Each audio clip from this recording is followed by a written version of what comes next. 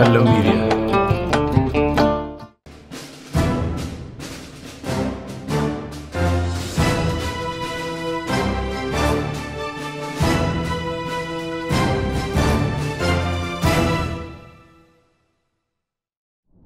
Harka fuunee shamaa akkam jirtu kabajamoo dhaggeeffattootaaf daawwattoota qophii faana keelloo har'a ammoo dhimma saamicha maqaa misoomaa jedhuun hawaasa yaaddessee jiru irratti qophii qabannee jirru isinii dhiyeessina. Qophichi kunooti.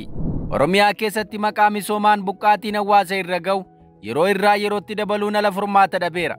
Inumaa mootummaan adeemsa saamichaaf isaaf aanja'u labsiin raggaa'isuu irraa duuban jenne. Haalli abbummaa qabeenya dhaabbataa kanneen akka lafaa fi mana jireenyaa kaduraa olitti har'a Oromiyaa keessatti yaaddoo olaanaa keessa seeneera. Mootummaan misoomaaf han barbaada yoo jedhe yeroo barbaadee fi sa'aatii fedhetti buqqisuuf dhaadachuu irraa duuban jenne. Haalli kun ammoo abdii uummataa dukkaneessuu irra ga'eera. Inumaa haasaan tibbana pirezidaantii mootummaa naannoo Oromiyaa obbo Shimallis Abdiisaan taasifame yaaddoo olaanaa uummatatti naquu danda'e. Dubbii isaatiin pirezidaantichi maqaa misoomaan laftis ta'ee manni nama jalaa yoo diigame kaasaan akka hin kaffalamne ibse. Ogeeyyiin seeraa garuu yaada isaa kana mormaniiru.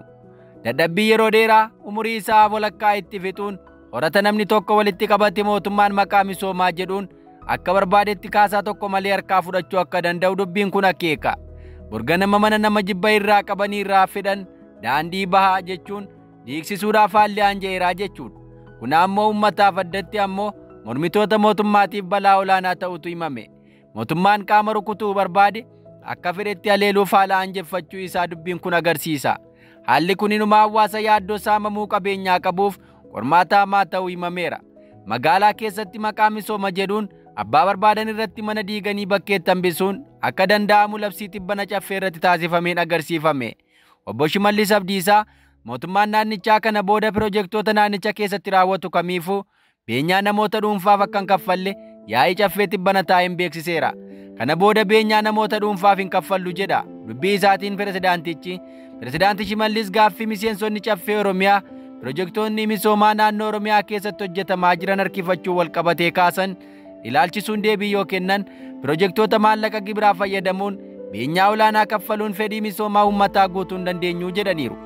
Yaa'ii kana irratti pirezidaantichi akka dubbatanitti uummanni keenyas kan hubachuu qabu hospitaala gaafachaa beenyaas gaafachuun sirrii miti jedha dubbiin kun.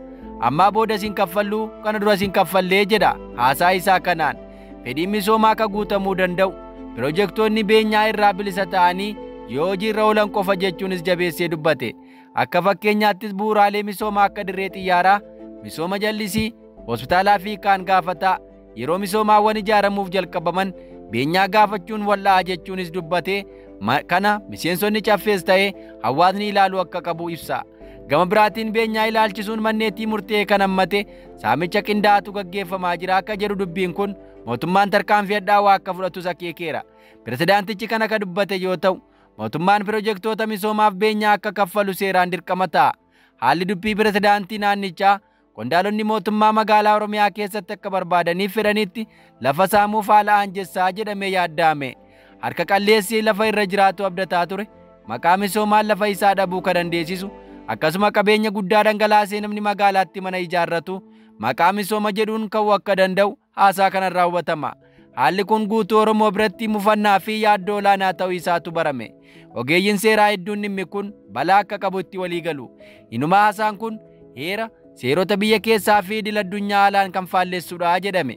Heerri biyyattii keewwanni 47 lammiileen mirga qabeenya adda addaa horachuu fi dhimma misoomaaf jecha ka lafa irraa fudhatamu ta'e ammoo mirga beenyaa argachuu kan ajaju yoo ta'u heerichumti keewwata 9 fi 2 jalatti ammoo tarkaanfiin mootummaa hundi olaantummaa heera mootummaa kabachiisuu akka qabu irra deebi'ee mirkaneessa. Akkasumas waliigalteewwan idil addunyaa kanneen akka ICTR keewwata 11 fi chaartarii mirgoota namoomaa fi uummattoota Afrikaa keewwanni 14 namni dhuunfaa kamiyyuu mirga qabeenya horachuu fi sadarkaa jireenya gahaa ta'e argachuu kan mirkaneessaniif yoo ta'u beenyaa malee qabeenya nama dhuunfaa fudhachuun seeraawwaa akka hin taane akeeka.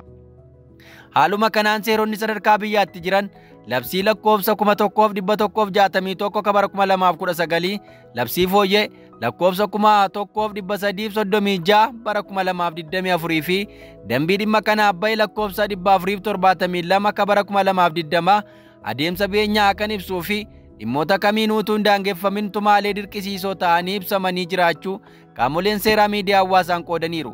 Mootummaan amma ifatti haa dubbatu malee bulchiinsa PP ammaa keessatti ilmi namaa kaasaa tokko malee manaaf qabeenya isaa dhabee daandii irratti bittinuu irra deddeebiin himamaa tureera.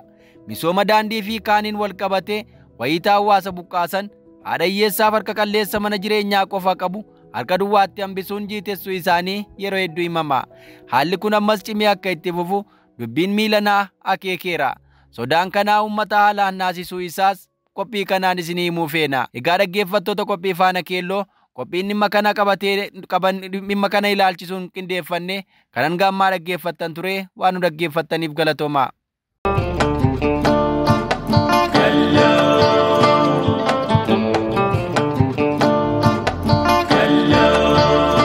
Kallo Media.